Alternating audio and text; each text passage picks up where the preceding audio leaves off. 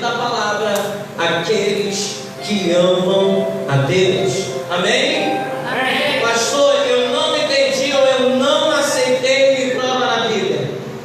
Jesus disse que aquele que tem os meus mandamentos e o guardam, este é o que me ama. Este é o que me ama. E o mandamento do Senhor para com a sua igreja é a sua palavra.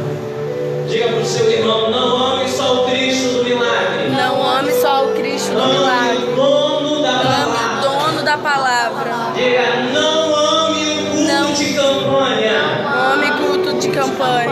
Ame o Cristo que opera no culto da campanha. Ame o Cristo que opera no culto da campanha. Diga: não ame os bens materiais ou financeiros. Não ame os bens materiais ou financeiros. Mas ame aquele que pode lhe prover todas estas coisas. Aleluia. E se você concorda comigo, dá uma salva de palmas bem forte. Bem forte.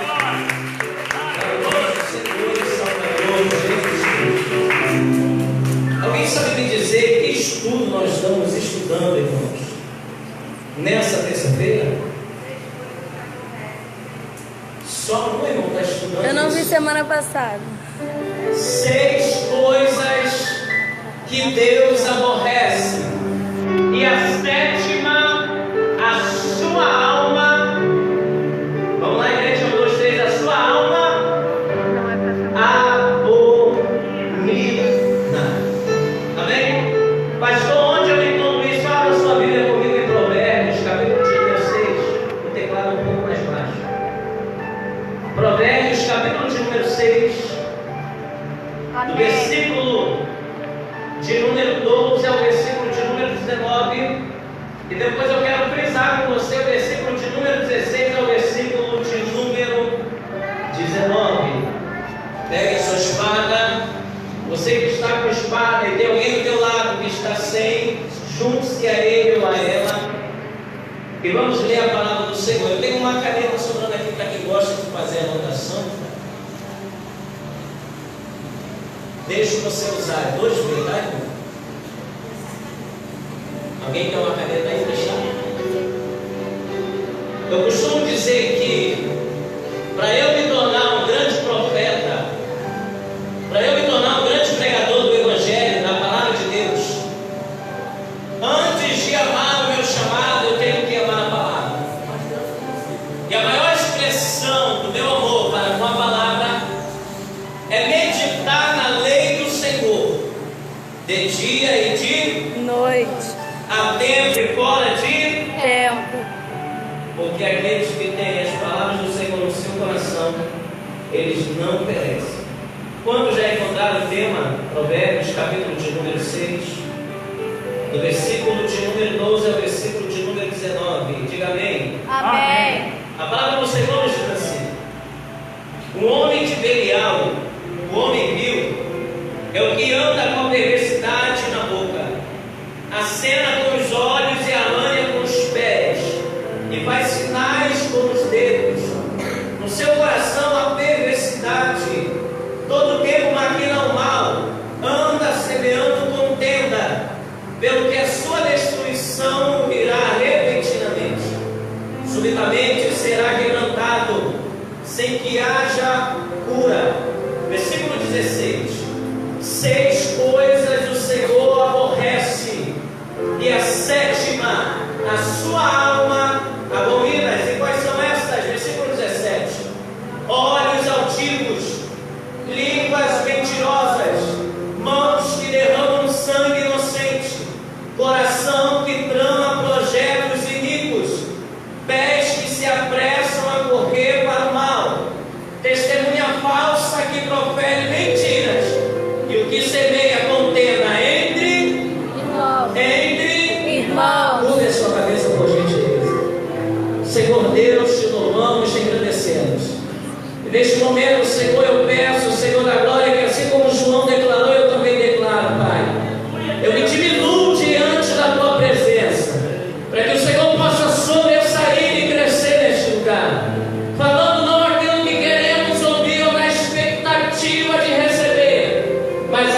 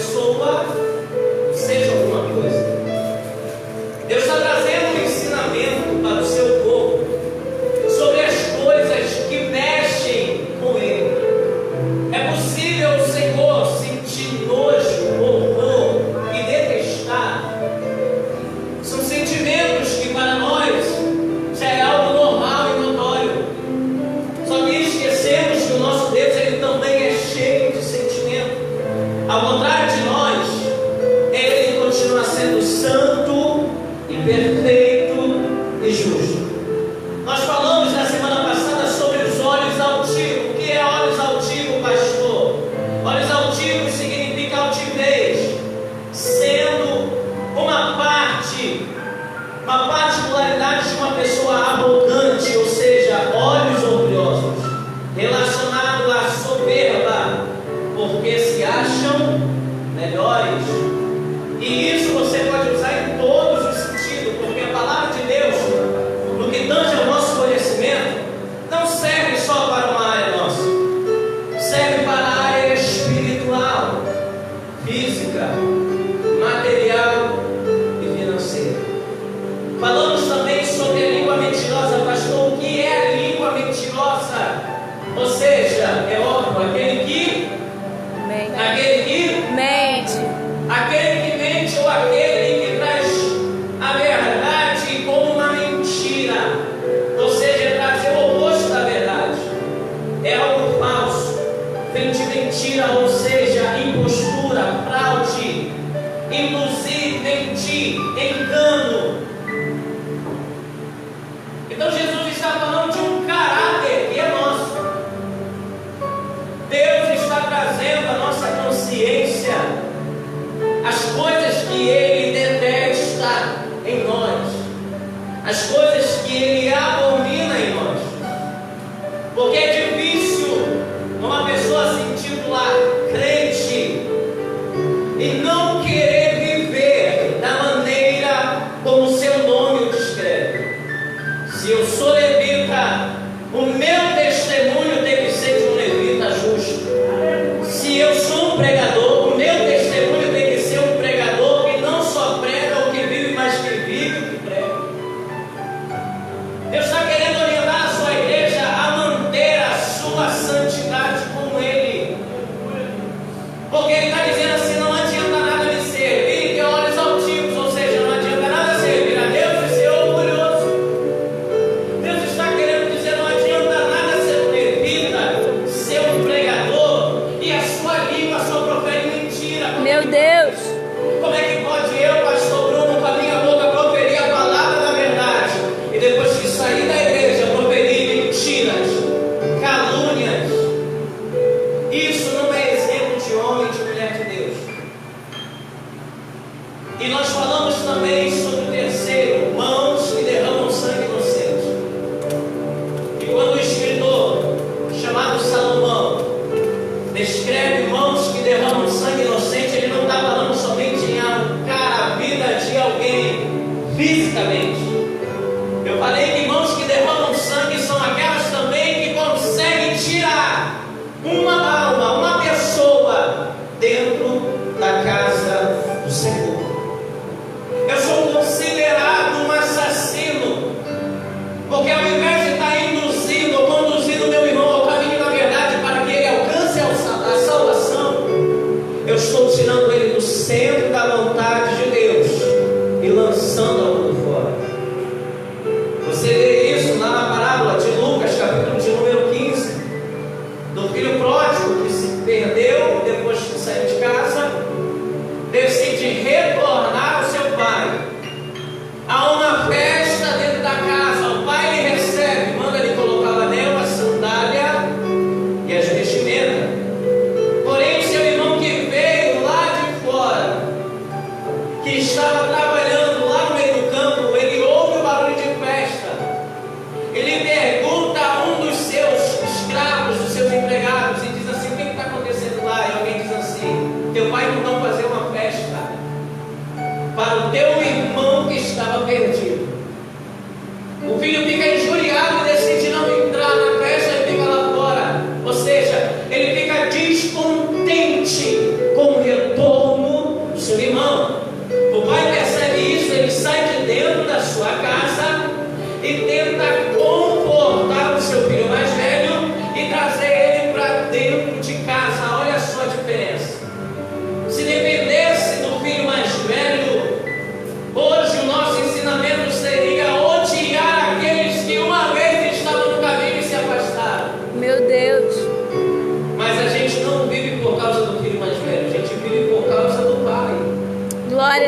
é possível receber o filho que se perdeu, e é possível comportar e exortar o filho que ficou. Então nós vamos entrar hoje no quarto tópico sobre aquilo que Deus aborrece. E o quarto é coração que trama projetos iníquos ou maquina pensamento perverso, como está em outras traduções. Vamos ler comigo Provérbios 6, de novo, versículo de número 18. O quarto é o que está escrito no versículo 18. Coração que trama projetos iníquos, perversos.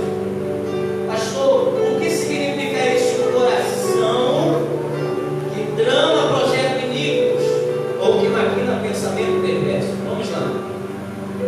Projetos iníquos significa ato de ser mal, injusto, perverso. Repito, projeto iníquo significa ato de ser mal, injusto, perverso. Você anotou aí? Em outras traduções que está pensamento perverso significa, é quase a mesma coisa, mas eu quero passar para você.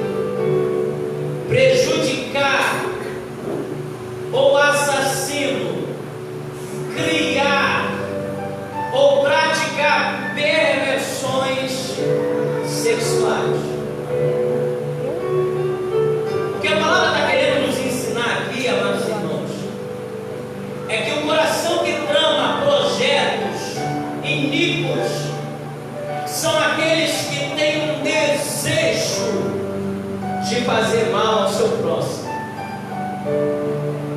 A gente acha que só existe esse tipo de coisa na vida de um assaltante, na vida de um traficante, ou até mesmo na vida de um bandido.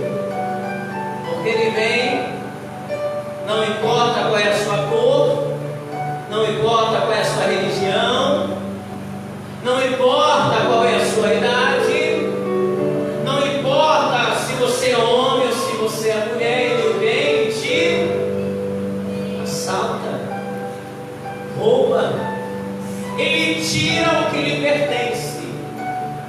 Mas antes dele fazer aquilo, ele já projetou aquilo. Imagine que ele acorda pela manhã e diz o seguinte: hoje eu vou assaltar alguém e vou levar tudo que aquela pessoa tiver. E se ele não conseguir o que ele quer, porque a pessoa está lutando contra, sabe o que ele faz? Ele arranca a própria vida. Então, coração que se prepara para fazer projetos ou maquinar pensamentos perversos não está só na vida de um homem como esse, está também dentro de muitas igrejas. Pessoas que não se conformam ver outras pessoas sendo levantadas dentro da casa do Senhor e dizem assim: essa pessoa acabou de aceitar a Jesus. Outro exemplo, a pessoa está pregando mais do que eu. Automaticamente, quem não é espiritual, irmão, isso aqui eu estou falando para quem não é espiritual, ela vai olhar e vai dizer assim: o pastor está mimando muito. O pastor pega uma pessoa, dá um cargo, dá uma função para aquela pessoa, porque é óbvio, um pastor, um líder sábio, cheio do Espírito Santo, ele não unge, não consagra a pessoa pelo seu falar que é bonitivo. Ele não unge, ele não consagra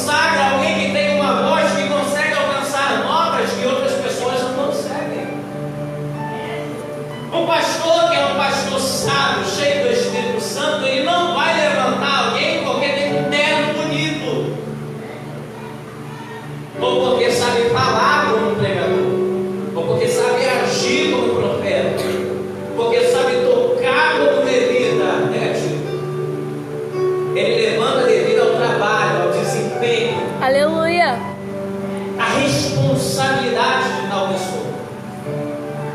Mas aí tem um grupo de pessoas dentro da igreja, porque há muitas igrejas que tem isso, que quando vê esse tipo de coisa acontecendo, um pastor ungido ou consagrando uma pessoa e ela não foi consagrada, sabe o que ela diz? Esse crente é mimado. Essa pessoa começa a olhar e começa a julgar e começa então a criar. E repito, e digo isso com sinceridade. A pessoa torna a criar uma imagem que não é daquela pessoa que foi ungida ou consagrada. E aí entra o que a Bíblia aqui está nos advertindo a não fazer, coração que trama projeto iníquo, por não gostar da pessoa estar recebendo um cargo, ou da pessoa estar se destacando ou crescendo, a pessoa procura um meio de acabar com o ministério do seu próximo.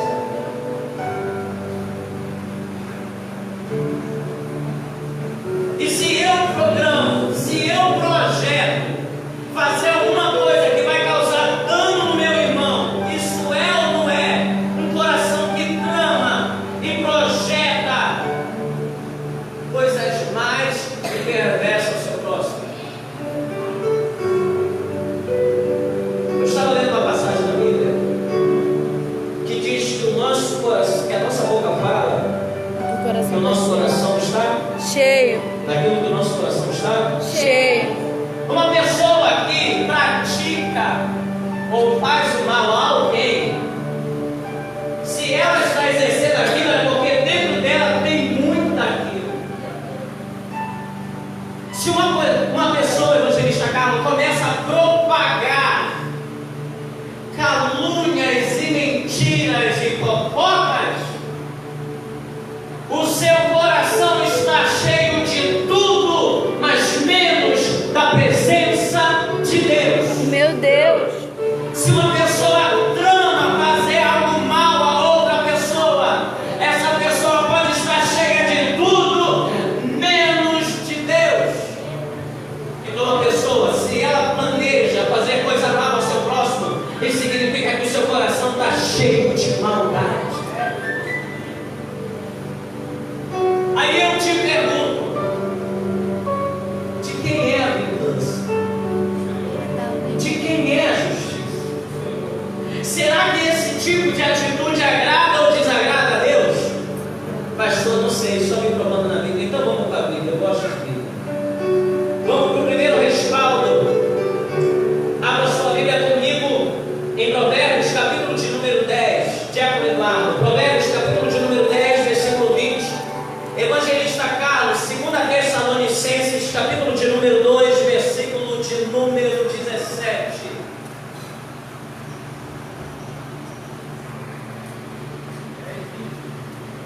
Provérbios, capítulo de número 10, versículo de número 20. 2 Tessalonicenses, capítulo de número 2, versículo de número 17. Graça escolhida é a língua do justo, o coração dos ímpios é de nenhum preço. Olha só, repete mais uma vez. Prata escolhida é a língua do justo, o coração dos ímpios é de nenhum preço. Vamos para o próximo. 2,17. 2,17. 2 Tessalonicenses, capítulo 2, versículo 17.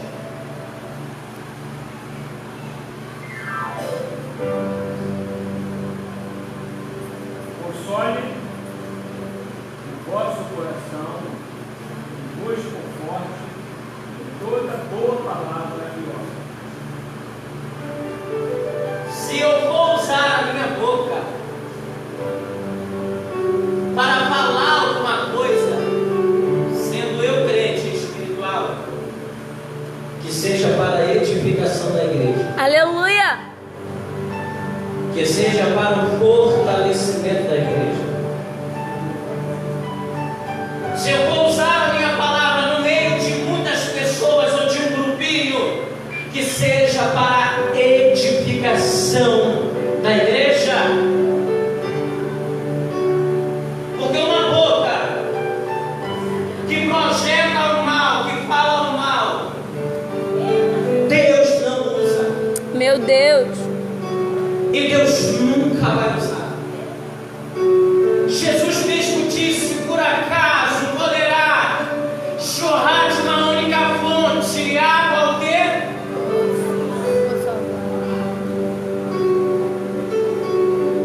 Como é que é isso?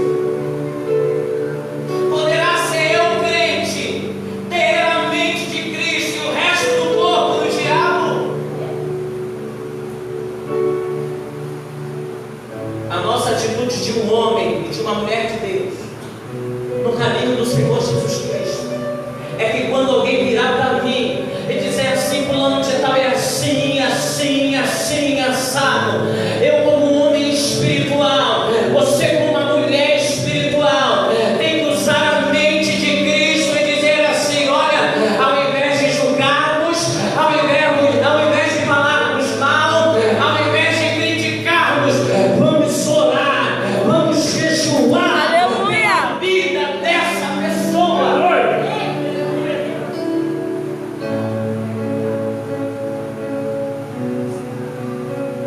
Alguém lembra aqui da passagem da mulher samaritana? Alguém lembra da passagem da mulher samaritana? Glória a Deus. Alguém sabe me dizer por que Jesus foi para Samaria? Por que ele tomou a atitude de ir para Samaria?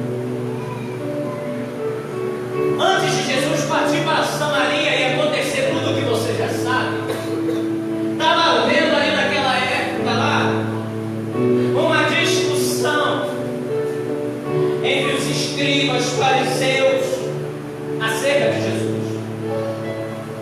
E a questão da sua discussão era: por que Jesus batiza mais pessoas do que João Batista? E o escritor diz assim: se bem que Jesus não batizava, mas sim os seus discípulos. A Bíblia diz que quando Jesus ficou sabendo disso, a Bíblia diz: Jesus, ouvindo isso, se retirou daquele lugar e foi para... Ou seja, Jesus poderia debater o porquê. Jesus poderia dizer assim: ele é o vaso e eu sou o rei. Jesus poderia dizer: ele é o servo, eu sou o Senhor. Mas há certas coisas, há certo tipo de conversa que não edifica, que não acrescenta, que não edifica e não fortalece o reino. Ao invés de questionar ou criar uma polêmica maior, Jesus decide se ausentar. Porque aquilo não ia lhe acrescentar em nada. Então, o coração que trama projeto iníquo, como aqui no pensamento perverso, não se trata somente de um assaltante, mas sim muitos que estão dentro da igreja que querem acabar com o ministério do seu próximo, Meu Deus. querem acabar com a chamada do teu irmão. Eu digo isso, mas eu estou até humanizada, porque se levantam. E uma das promessas do Senhor para o seu povo está lá em Êxodo. E também ele fala lá em Deuteronômio, é que o inimigo não vai prevalecer contra ele. O Senhor está dizendo assim: podem se levantar contra você, mas se eu continuar sendo o seu Deus e o seu Senhor, se levantarão contra ti, porém não prevalecerão contra ti. Glória a Deus. Virão por um caminho, mas por sete terão que fugir da sua presença.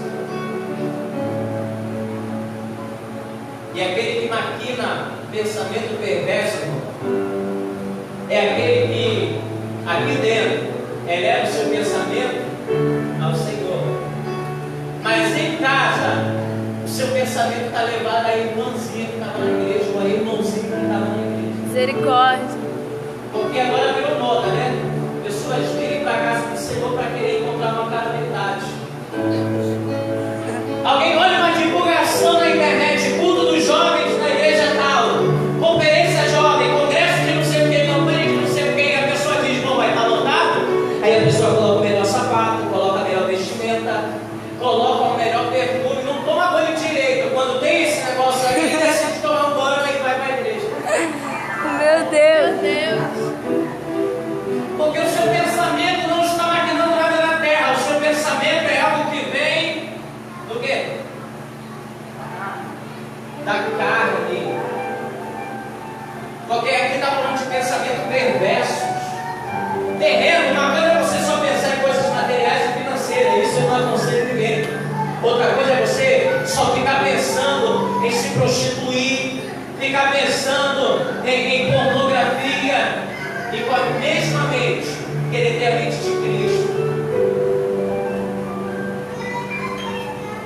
entende isso, irmão? Amém. Então não venha para a casa do Senhor com os maus pensamentos. Não venha para a casa do Senhor por causa de ar e por causa de medo. Venha por causa de Deus. Por causa de Jesus. Amém? Qual é o quinto que em Provérbios capítulo de número 6, versículo 19 vai nos dizer? Quem está com a Bíblia aberta aí? Pés o quê? Que se apressa a correr para o mal. Pés que se apressam A correr a para correr o mal. Para o mal. para o bem?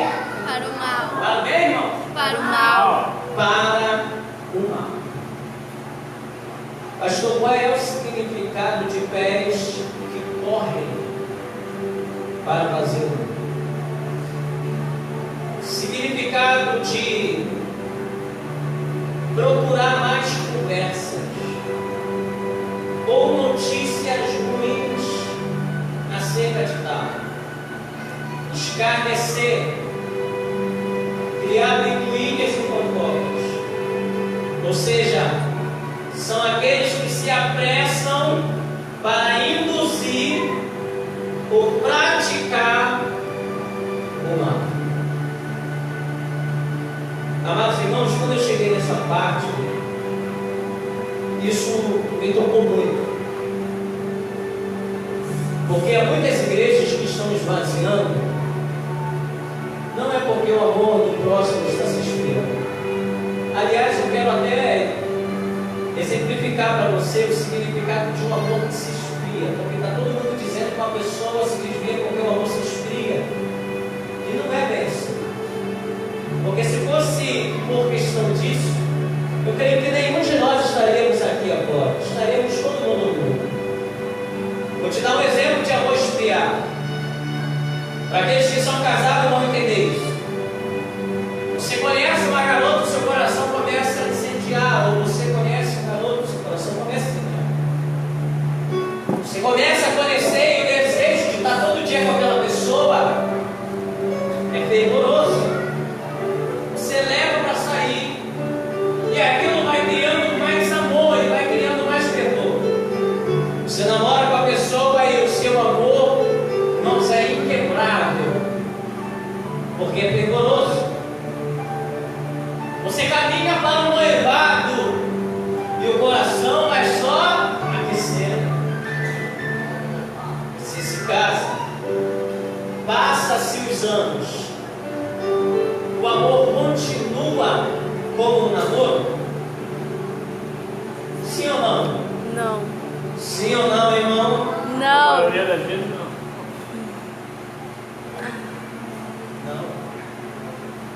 Não só os da Bíblia, mas como cientificamente, o relacionamento de uma pessoa que é casada, ela pode cultivar o amor sim. Tem momento que está fervoroso, tem momento que está frio.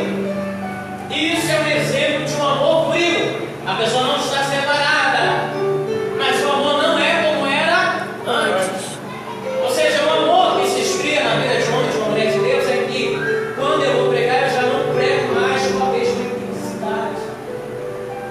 Porque o amor se esfriou, então a minha pregação virou uma pregação morna, fria. O amor que se esfriou é que quando eu vinha cantar para Deus, eu preparava o melhor louvor. Eu voltava uma música 5, 6, 7 vezes até ela ficar perfeita no culto. Eu tocava o instrumento e não me empolgava, eu tocava de acordo para que não ficasse nada errado para o Senhor. O amor se esfriou, você chega no culto e na hora você decide o que você vai cantar. Eu estou falando para aqueles que se preparam, aqueles que têm o dom de Deus dar na hora é outra coisa. Eu estou dizendo de pessoas, até mesmo conjuntos, que não ensaiam mais, não tem mais prazer no ensaio, chega na hora do culto, quer cantar qualquer coisa, de qualquer jeito.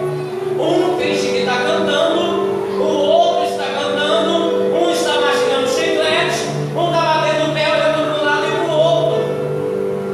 Então o amor naquele conjunto ali Friou. esfriou. Eu orava, botava meu joelho e ficava 5 horas, 10 horas, 3 horas, 2 horas. E agora, se eu colocar meu joelho no chão 10 minutos, o que acontece? Milagre. E qual é o milagre, pastor? Dormir.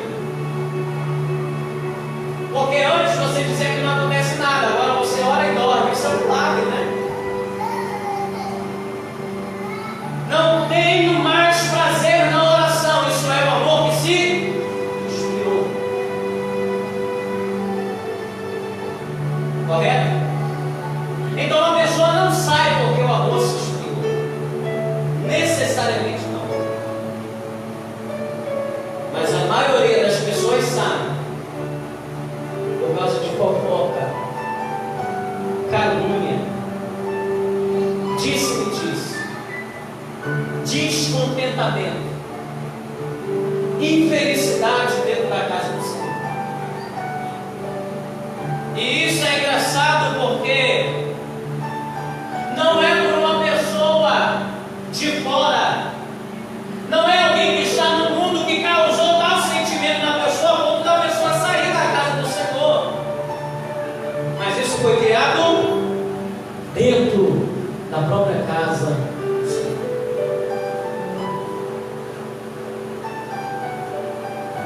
É engraçado porque nós pregamos sobre o amor.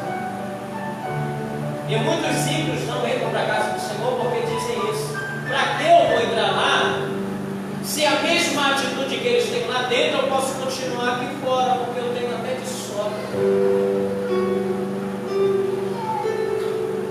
Eu conversei com um monte de gente, amigos, pessoas que estão afastadas do caminho do Senhor, e eu lhe perguntei qual era o motivo. Ele falou que se decepcionou. Eu disse: não, você vai ter que me convencer, porque uma pessoa para sair porque está insatisfeita, ela não entrou por Cristo. Pode ter entrado por qualquer um, ela não entrou por Cristo. Porque se entrou por Cristo, só Cristo mesmo para tirar você da vontade.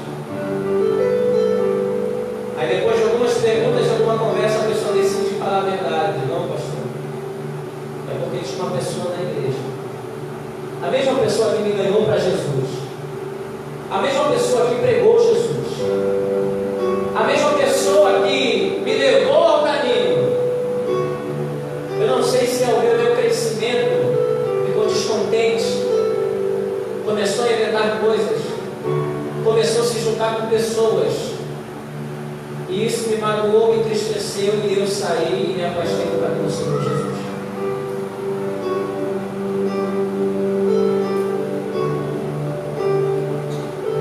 E às vezes eu fico pensando, nós que somos colocados nesses certos tipos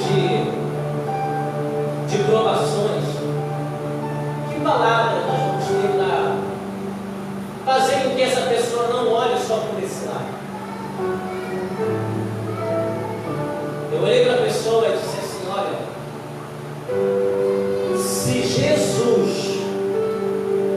o Deus Todo-Poderoso, Salvador da humanidade, veio na terra e passou por tudo isso, quem sou eu para não poder suportar? Jesus disse: no mundo tereis aflições, mas tende bom ânimo, porque eu venci. Então cuidado, porque se tem uma coisa que Deus aborrece, é aos pés daqueles que se apressam para o mal. São pessoas que não podem ver uma coisa acontecendo com o pastor Bruno, sai correndo da igreja, entra no seu grupinho do WhatsApp, do Facebook, do Instagram, ou até mesmo na sua casa. É engraçado, porque a pessoa às vezes até faz um bolo, um cafezinho, um chá. Senta aí, vamos conversar. E o assunto do dia, ao invés de ser Jesus, é fulano de tal e fulano de tal. Tem pessoas, eu quero dizer isso, e eu digo com autoridade, tem pessoas, irmãos, que ela faz tudo correto, tudo bonitinho, mas por causa dessa atitude, ela está correndo um sério risco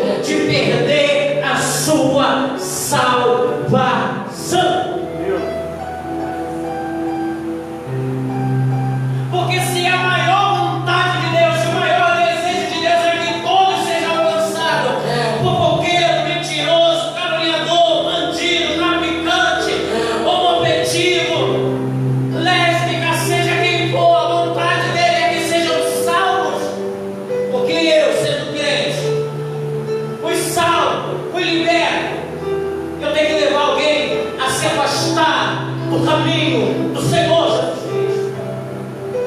A Bíblia diz que para aqueles que tais praticam essas coisas, que levam uma pessoa a se desviar do caminho do Senhor Jesus, seria melhor que ele amarrasse ao seu pescoço uma pedra e lançasse ao mar.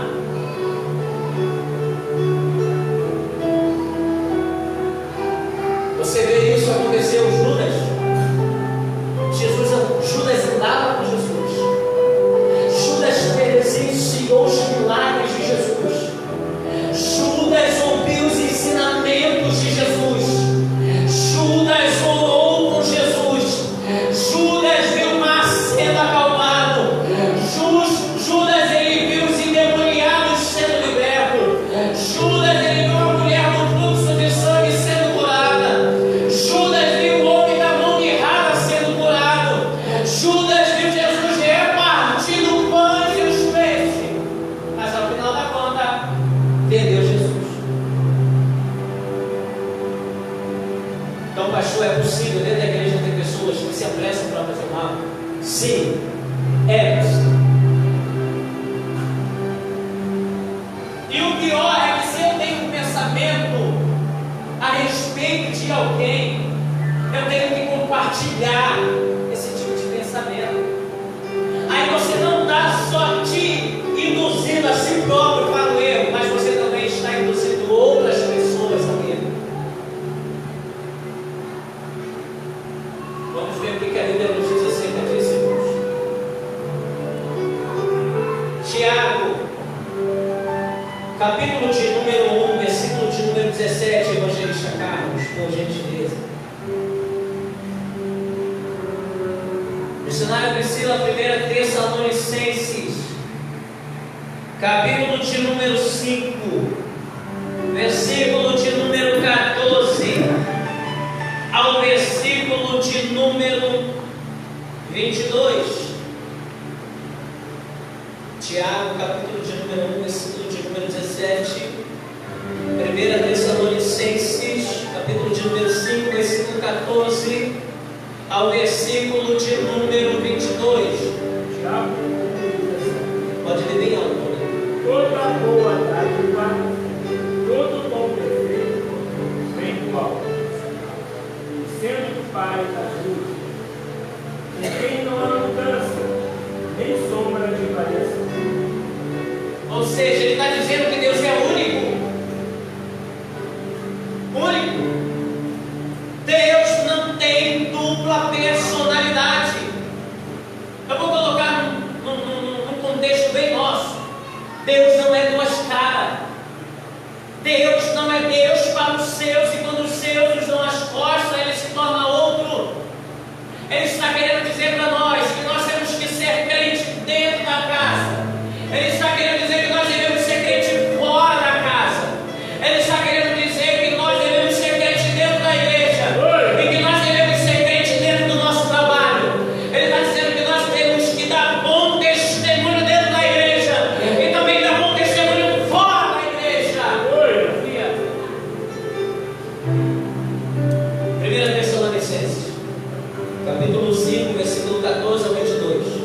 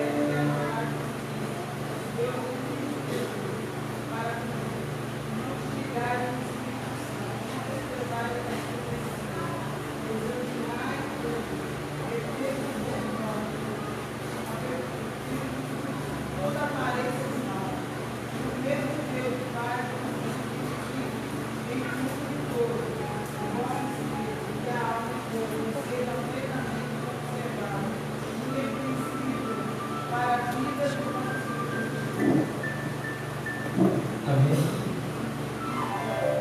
Irmãos, essa é a palavra de Deus. Não tem tem espírito de vingança. Uma certa vez eu fui parado numa igreja, eu fui pregado numa igreja. O rapaz sentou do meu lado. E quando ele sentou do meu lado, era um dos obreiros daquela casa. Entrou depois um outro rapaz do mesmo campo. Só que o homem era fervoroso, era pentecostal. Gostava de adorar a Deus do jeito dele. O rapaz me catucou. Falou bem baixinho no meu ouvido e disse assim: pastor, não se escandalize, tá? Me perdoe por causa dessa ovelha aí. Eu disse: por quê? Isso vai vir daqui a pouco. Começou, glória a Deus, aleluia. O homem começou a gritar. O homem começou a adorar. O homem começou a dar lugar para o Espírito Santo. Tudo cheio de Deus, as pessoas caladas, querendo que o pregador, alguém diga assim: Deus vai te dar a casa, o carro, o esposo, seja o que for. E o homem não, o homem estava recebendo as palavras, os louvores e as orações e agradecendo a Deus, glorificando a Deus.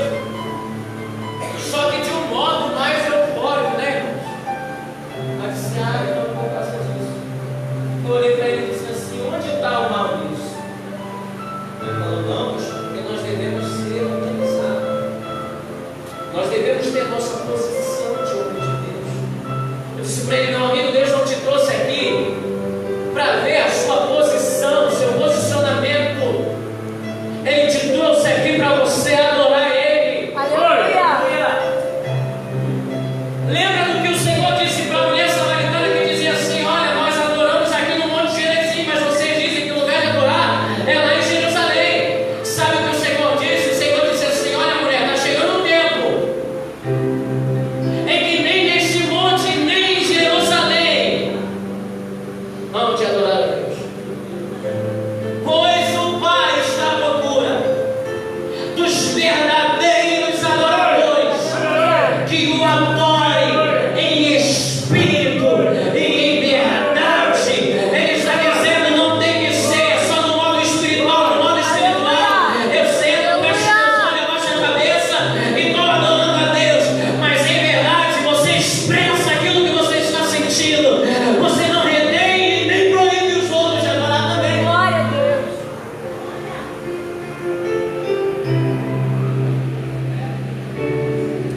Então não se una a alguém para criar fofoca.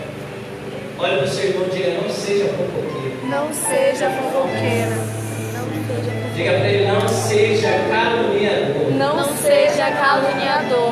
Diga: não seja difamador. Não seja difamador. Eu tomei uma frase para mim, todos conhecem, quero que você também diga isso. Quando chegar um momento tipo isso, um momento em que você quiser perder a cabeça, em que você quiser fazer o mal, em que você quiser fazer aquilo que não edifica, amado irmão, diga a seguinte frase: no meu lugar, o que faria Jesus? É, Deus. Pronto. Só isso. Não precisa marchar, falar em línguas. Não precisa não. Mas quando acontecer, no meu lugar, o que faria Jesus?